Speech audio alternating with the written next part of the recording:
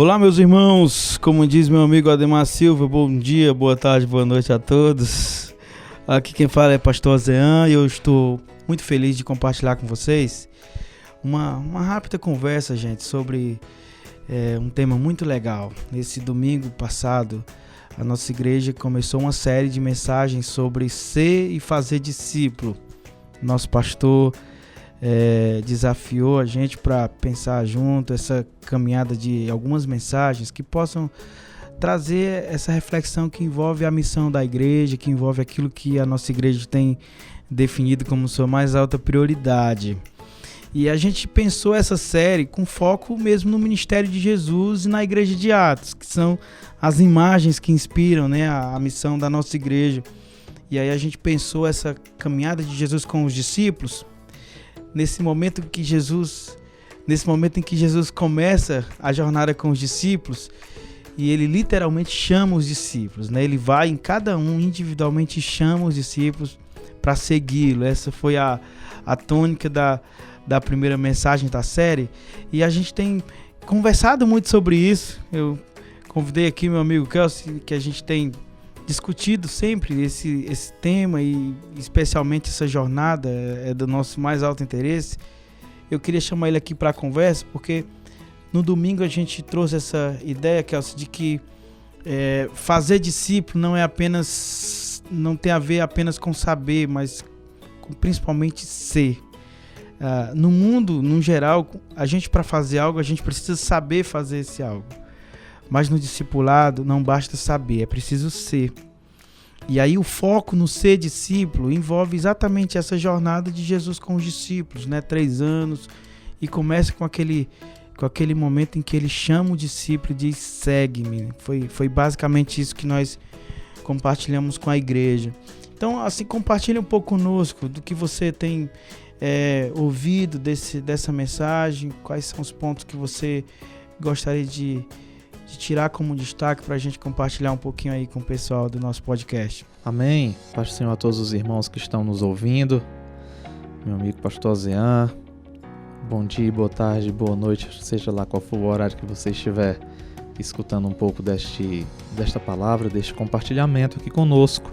A nossa ideia é de que esse momento seja uma espécie de pós-culto, de pós-mensagem, onde a gente possa ampliar um pouquinho mais o entendimento, às vezes exemplos, às vezes alguma experiência que de repente ela não é compartilhada de púlpito, mas que aqui a gente tem um espaço de uma maior liberdade, maior abrangência, para que o assunto possa ser um pouco mais remexido, que a gente possa ir um pouco mais a fundo nesse assunto tão interessante que se confunde com a missão da nossa igreja.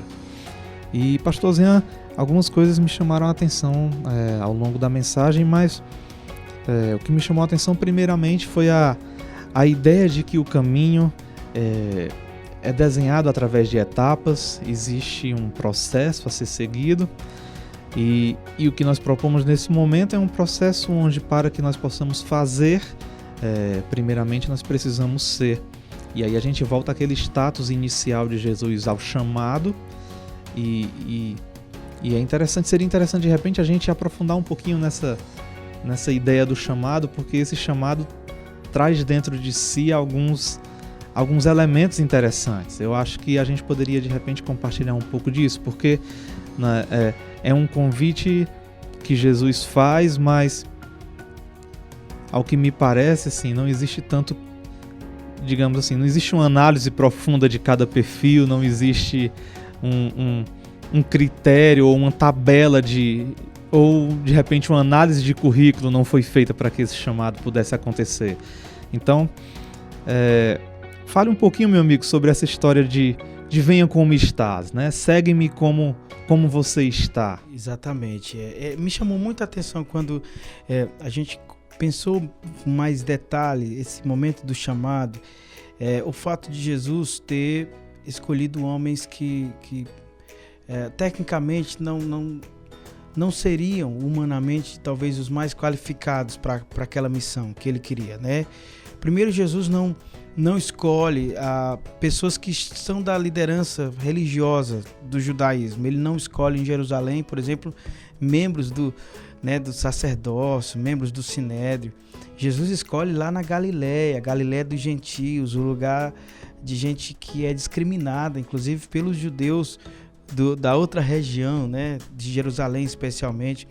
Ele escolhe, por exemplo, Mateus, um cobrador de imposto, um homem altamente discriminado naquele tempo. Ele escolhe homens dos grupos mais radicais, como os zelotes, o pessoal mais extremista.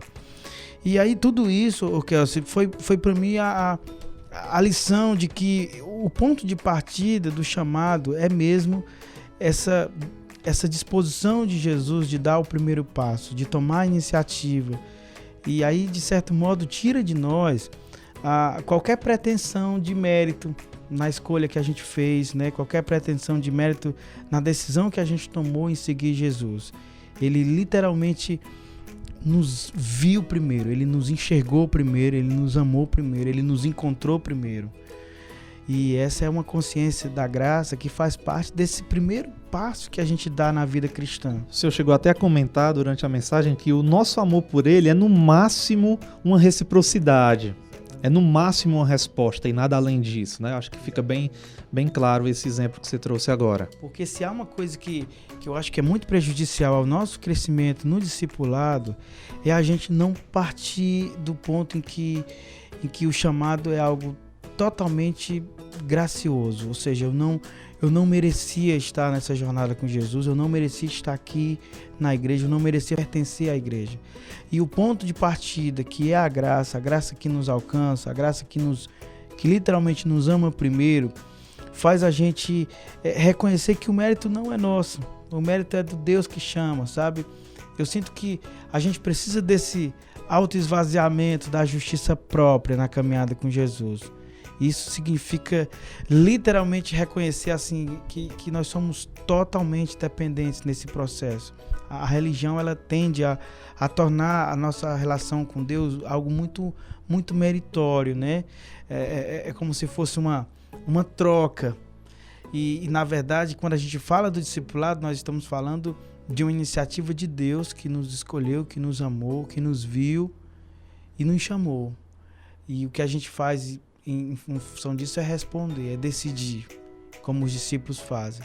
Mas ele nos viu primeiro, ele literalmente provocou em nós, ele despertou em nós o desejo e a disposição dessa caminhada. Fazendo um link, pastor Zena, com isso que você acabou de comentar, me chama a atenção também uma parte da mensagem onde você aborda com muita sabedoria e orientado por Deus, sobre a questão desse ponto inicial, né? A forma como nós respondemos ao chamado e que Jesus Cristo vai até os discípulos e convida, segue-me, venha após mim, e olhar para esse começo, olhar para esse chamado é uma possibilidade que nós temos de analisar a forma como nós fomos chamados e a imagem que nós temos do começo da nossa trajetória de fé. Porque isso diz muito sobre o que nós somos hoje, sobre a forma como nós nos desenvolvemos como cristãos na igreja, a forma como nós fomos orientados ou a forma como nós fomos teoricamente discipulados. Eu acredito que esse é um ponto importante, que nós poderíamos até discutir um pouquinho mais aqui rapidamente, porque fica claro para nós que pessoas com muitos anos na igreja não percebem que, de repente, o começo da caminhada, o aceite a um chamado, mas um não discipulado o acabou orientando por uma linha paralela, uma linha que não era do discipulado realmente voltado e centrado na pessoa de Cristo. Exatamente.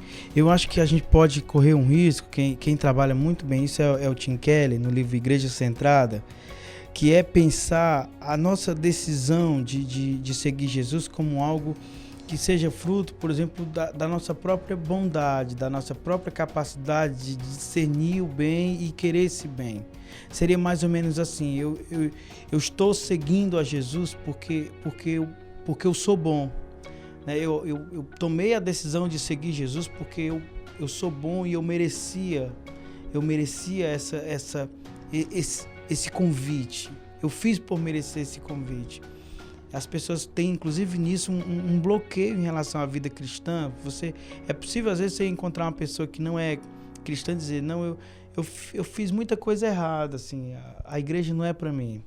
Seguir Jesus não é para mim, porque eu sou uma pessoa muito má, eu fiz muita coisa ruim, então assim, eu não sou boa o suficiente para merecer estar na igreja, para merecer seguir Jesus. Eu já vi essa frase. E essa frase, ela diz um equívoco do ponto de partida, que é eu escolhi Jesus porque eu sou bom, porque eu escolho coisas boas.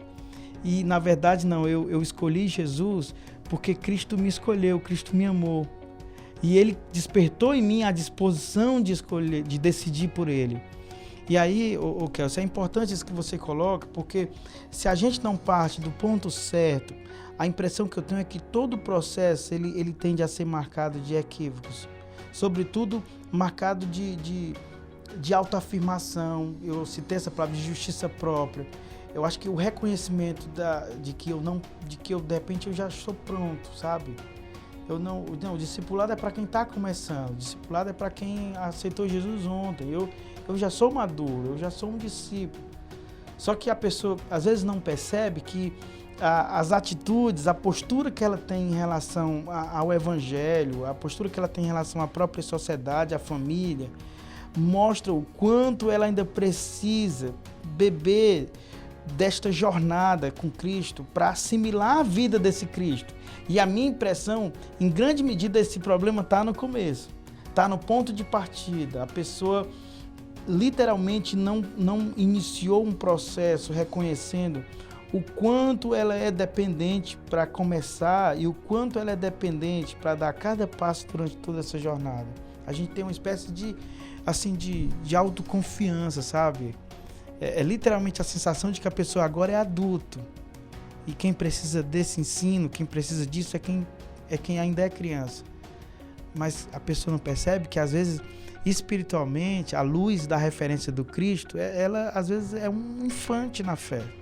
Porque ela não amadureceu, não se desenvolveu. Eu costumo falar, que maturidade cristã tem a ver com o quanto você se parece com Jesus. Paulo diz isso. O nosso crescimento como cristão, ele vai na direção da gente ser mais parecido com Jesus. Portanto, quando eu sou mais maduro, eu sou mais parecido com Jesus. A métrica é essa. Não é quantos anos eu tenho na igreja, não é quantas vezes eu li a Bíblia, não é quantas vezes eu preguei, é o quanto eu pareço com Jesus. O fim da jornada é a varonilidade perfeita. É interessante porque diz também um pouco sobre um dos tópicos até da mensagem, porque até que ponto a resposta a esse chamado, a esse convite, foi literalmente um ponto de ruptura.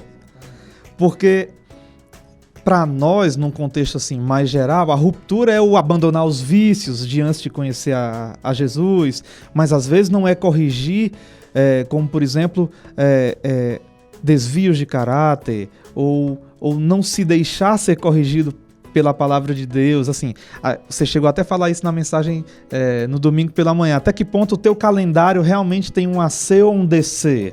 Né? Até que ponto a tua vida é antes e depois de Cristo? Qual foi o ponto de ruptura?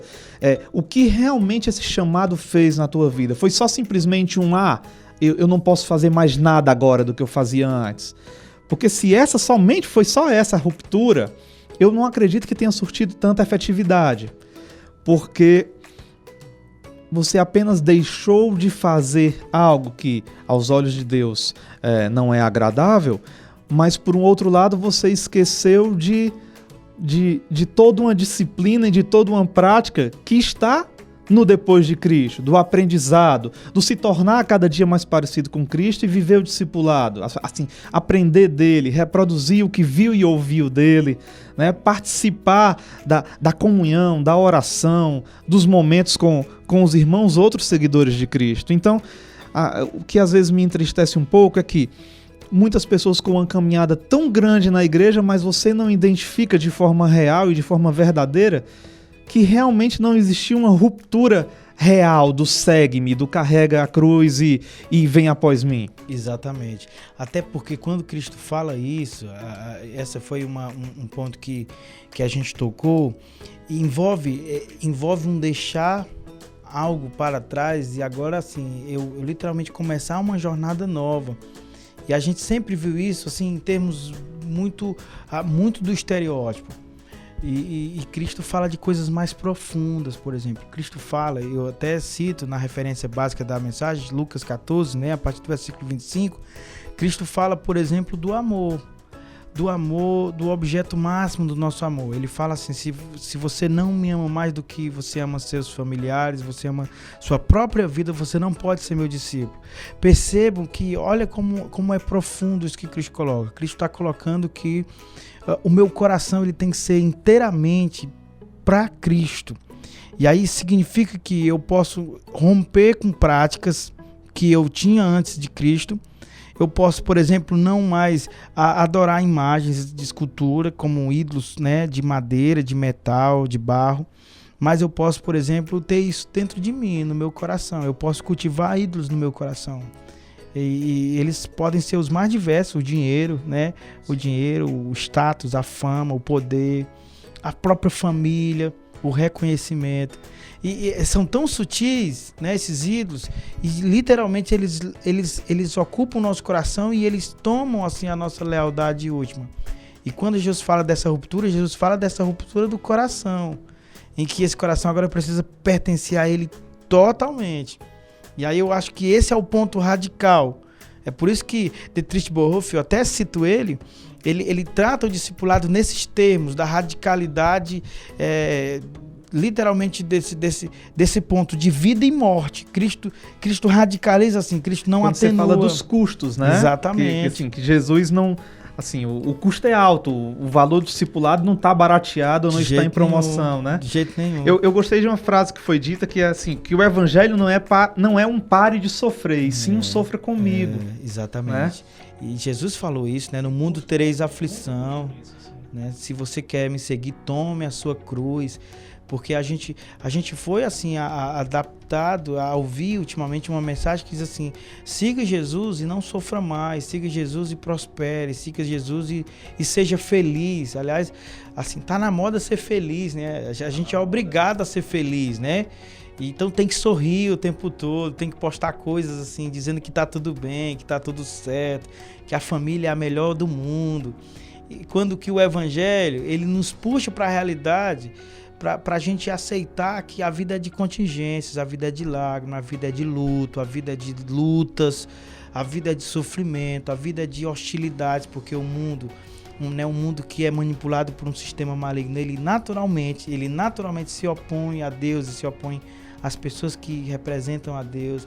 Então, assim, não tem nada a ver o evangelho e o discipulado com esse mundo, esse mundo de céu, de brigadeiro, que às vezes as igrejas, preletores, pastores prometem. Eu acho que esse ponto de ruptura que Jesus propõe é exatamente abrir mão da expectativa de que ele vai dar isso. Aliás, quando pessoas chegaram para ele e quiseram segui-lo, esperando isso, ele literalmente desaconselhou, disse: olha, não vem que eu não tenho isso para você, cara, eu não tenho. E chegou um rico e ele viu que o coração do cara estava preso na riqueza e ele já colocou a prova, disse: ó, você quer me seguir? Então vende tudo, despacha para os pobres e me segue. Porque ele viu que o cara, ó, eu cumpro os mandamentos certinho, eu amo a Deus. E aí Jesus literalmente colocou a prova para mostrar que não basta ser religioso. Esse é o ponto central do discipulado. Para você ser discípulo de Jesus, não basta ser um religioso. Você tem que, de fato, querer ser parecido com Jesus e viver a vida dele como assim, a coisa que mais importa para você. É interessante. Eu até comentando com os jovens após o culto, na programação que eles fazem aqui, e falando, né, da igreja como um local que, infelizmente, vem se transformando em um local onde nós exteriorizamos o nosso estereótipo de crente perfeito e transformado, né? É o local onde eu sou um bom pai, eu sou o cara do casamento perfeito, onde os meus filhos são todos bem criados, eles não se deitam no chão dando espetáculo, como eles fazem no shopping, por exemplo, e muitas pessoas não veem. É o local onde, de repente, eu não estou sofrendo, eu não passo por lutas, eu não tenho conflitos de ansiedade, eu não tenho dificuldades financeiras, assim, quando deveria ser totalmente o contrário. Deveria ser o local onde a gente literalmente depende uns dos outros, onde as pessoas sabem quem nós somos, porque é uma comunidade de discípulos, deveria ser uma comunidade de discípulos. Então, eu gosto muito dessa ideia da gente visitar sempre o ponto de partida, o que moldou nossa caminhada, porque a partir do momento que a gente se propõe a falar sobre discipulado na igreja, sobre visitar essa missão que Deus tem trazido à igreja, da gente prestar mais atenção e realmente se voltar com mais afinco a este modelo de discipulado, que é um modelo de reprodução do modelo que Jesus deixou, e aí é interessante quando você comenta sobre o final dessa trajetória, porque já está expresso na Bíblia que não tem como dar errado. Eu comecei a revirar alguns versículos nesse sentido, porque tudo aquilo que envolve o pedir em meu nome, ele pressupõe essa caminhada feita de uma forma correta.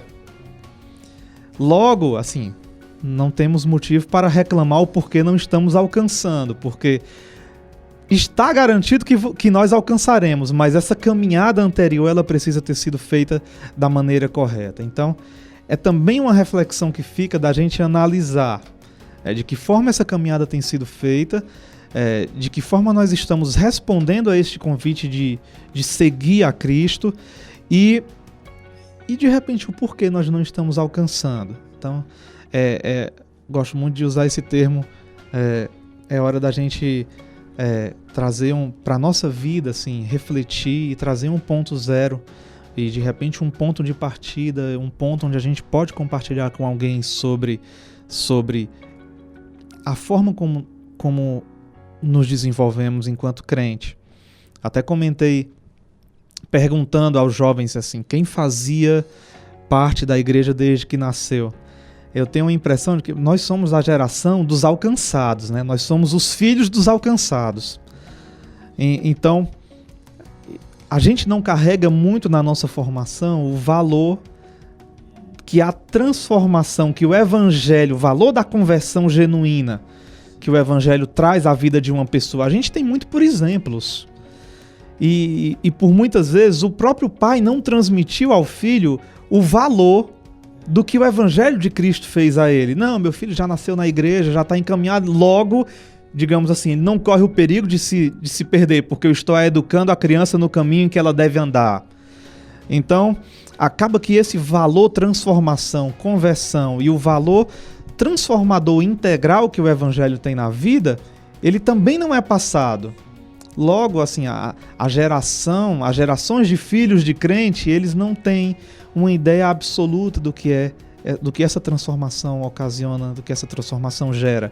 Por isso, eu tenho insistido um pouco nesse ponto da gente olhar um pouco para dentro de si e de repente marcar um ponto zero. Assim, eu vou... finalmente, eu já estou caminhando, tenho 30 anos dentro da igreja, mas eu acho que eu preciso dizer Jesus, eu aceito o teu chamado, eu vou te seguir da forma correta. E eu acho que a métrica disso, Kelsey, é a gente se perceber como nós estamos, como é que nós estamos em relação a Cristo, por exemplo. Qual é a distância? É muito ruim, muito triste você olhar e perceber que de repente o pico mais alto dessa proximidade ele faz parte do seu passado.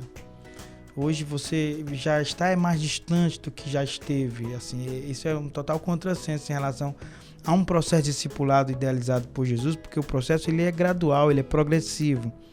Então, assim, eu concordo plenamente com essa ideia, porque eu acredito que a pessoa, às vezes, por nascer no lar cristão, ele não tem a noção exata desse ato do chamado, do segue-me, do deixar algo para trás. Principalmente porque a gente sempre associa que o nosso arrependimento ele é apenas pelo que a gente faz, mas na Bíblia o arrependimento ele é também pelo que a gente é. O pecador que nos define não é apenas pelo que nós fazemos, mas é também pelo que nós somos, enquanto pessoas que herdam o pecado e somos irreversivelmente, assim, sem a graça de Deus, pecadores. Por isso que esse ponto de ruptura, ele é sobretudo uma submissão total a Cristo, para que eu possa me apropriar do mérito de Cristo. E isso é algo muito concreto, não é uma coisa abstrata. e também não acontece automaticamente apenas por eu ser filho de um discípulo. Né? A decisão de seguir, de atender o segue-me, ela é uma coisa pessoal e muito clara em algum momento da vida da gente. E eu acho que a gente precisa refletir sobre isso para que a gente não corra o risco de estar na vida da igreja, no dia a dia. Eu falei um pouco disso e a gente descobriu que nós éramos apenas da multidão. Eu ia te pedir para fazer um link sobre essa questão da multidão, porque é exatamente o ponto de reflexão que você faz mais ao fim da mensagem, e me tocou muito esse ponto, porque querendo ou não nos confronta a trazer o olhar para si e de repente identificar em que ponto nós estamos, né? Estamos na multidão ou estamos no pequeno grupo, né, de discípulos que escolheu seguir, esperar em Jerusalém, esperar o revestimento de poder. Fala mais um pouquinho sobre isso, eu achei muito, muito interessante. É isso mesmo, Jesus ele está o tempo todo cercado de muita gente, muitas vezes os evangelhos retratam isso, e ele tem compaixão da multidão, ele se interessa pela multidão, ele alimenta a multidão, mas fica claro que para Jesus, no final das contas, o que mais importa a ele, na missão que ele tem a cumprir, né, para além da própria entrega e a morte dele, é preparar um grupo de pessoas para continuar a missão que ele começa. E esse grupo de pessoas não é composto da multidão, é composto de um núcleo muito específico de pessoas que estão dispostas a literalmente assumir esse compromisso com ele, de viver a vida dele, de ser parecido com ele, de aprender com ele seus valores.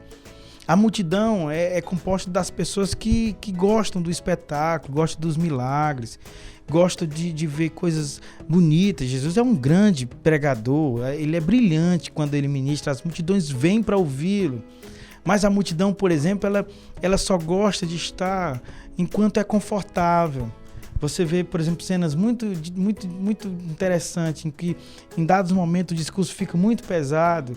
A multidão sai, a multidão não fica quando fica desconfortável, porque ela está ali movida pelo conforto, movida pela satisfação. E o discípulo não. O discípulo ele é ensinado que ele não pode ser movido pela satisfação, porque esse caminho vai ser duro mesmo. Esse caminho vai ser difícil. Tanto é que naquela hora que os discípulos estão meio incomodados e tal, poxa, Jesus, a multidão está indo embora. E aí Jesus fala, olha, se vocês quiserem ir também, literalmente dizendo, com discípulos, a pegada é outra. Os discípulos permanecem mesmo quando está desconfortável. Os discípulos permanecem mesmo quando o discurso é duro. Então, essa distinção básica, eu acho que ela define o nosso lugar no projeto de Deus, sabe? Quem dera se cada jovem, cada irmão, cada obreiro se percebesse aonde você está. Porque eu percebo que Jesus não tem essa crise de popularidade, de se sentir rejeitado, por exemplo. Eu alcancei tanta gente, mas lá no cenáculo só tinha 120 pessoas. Essa é a vantagem de uma fórmula que dá certo e foi testada com louvor por ele mesmo. Porque o que é o envisionamento da missão, se não a entrega de uma fórmula que ele testou e disse, dá certo, é só fazer do jeito certo. Fazer discípulo é isso. E aí a igreja aprende a fazer isso tão bem que, gente, em menos de um século, essa igreja já tinha varrido o mundo civilizado do seu tempo, assim. É incrível. Jesus tinha tantas formas de implantar o reino dele, né? Eu até brinquei um pouco isso no culto de doutrina, né? Imagina ele vindo 2000 anos depois, né? Num tempo como esse de podcast, imagina Jesus fazendo uma live. Poxa, assim, o nível de engajamento disso, mas ele começa num tempo em que a mobilidade é muito restrita, para viajar é difícil, tem que ser a pé. E ele poder, assim, 2000 anos depois para Jesus é como um dia, 2 dias para nós.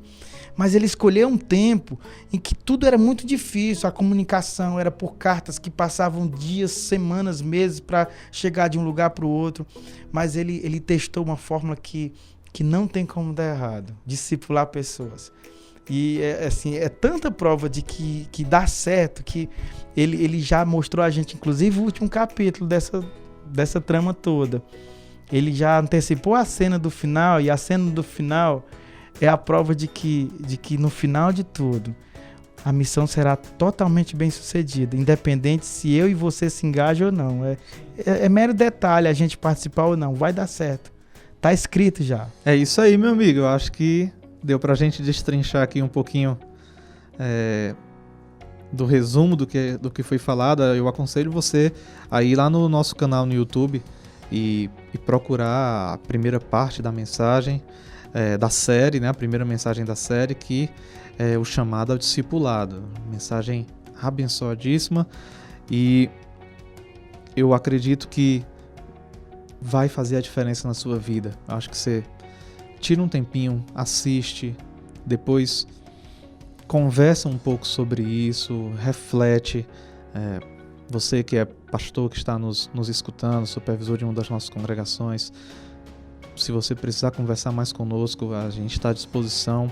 Se você precisar de algum material de apoio, vai também em anexo esse material de apoio. O pastor Zean está disponibilizando o esboço das mensagens. O pastor Antônio José estará pregando a segunda parte, a terceira parte o pastor Zean novamente, a quarta parte o pastor Antônio José. E assim a gente vai tentando a cada semana, com um novo podcast, estar conversando, indo um pouco mais além na mensagem, e contando com o apoio e as orações de cada um dos nossos queridos irmãos que estão nos ouvindo. Pastor Zean, suas considerações finais? É isso aí, gente. Obrigado por vocês terem ouvido um pouco do que Deus está fazendo e trazendo para a nossa igreja. Participem, né? Assistam os cultos, assistam as mensagens. Nosso pastor no próximo domingo traz um tema muito legal sobre esse mesmo assunto. Que Deus abençoe vocês. O chamado para ser e fazer discípulo é para nós, é para a igreja, e que essa série possa ser inspiradora nesse sentido de engajar cada um de nós nessa nobre missão, tá bom? Deus abençoe, gente. Valeu. Amém. Deus abençoe a todos. Paz.